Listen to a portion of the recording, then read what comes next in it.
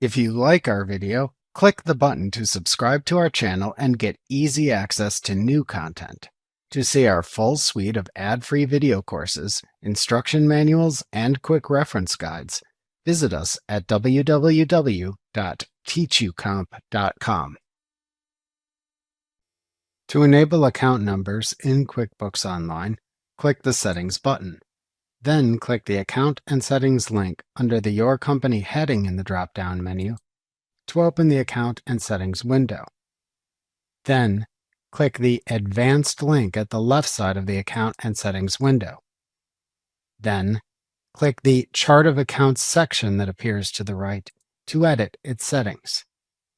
Next, to enable account numbering, click the Enable Account Numbers toggle switch to set it to the On position.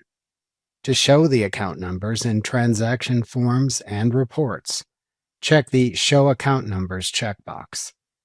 Then click the Save button at the bottom of this section to save your changes. Then click the Done button in the lower right corner of the window to close it. To assign account numbers in QuickBooks Online after enabling them in the company file, click the Settings button in the QuickBooks Online toolbar, and then click the Chart of Accounts link under the Your Company heading in the drop-down menu to open the Chart of Accounts page. Then click the Batch Edit button, which looks like a pencil icon, towards the upper right corner of the Chart of Accounts list to open a new page that lets you edit the account names and numbers. Enter or edit the account numbers for your accounts in this page by typing them into the number column that appears. Account numbers in QuickBooks Online Plus can only be up to 20 digits long. If you type a number longer than this and try to save it, QuickBooks Online will tell you that an unexpected error has occurred. You will need to then reduce the length of the account number to 20 digits or fewer to save it.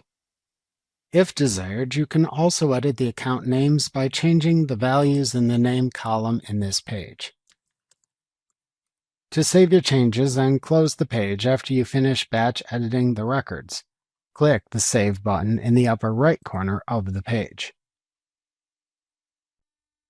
Remember to click the Subscribe button to see more of our videos. See our full suite of courses, instruction manuals, and quick reference guides at www.teachucomp.com.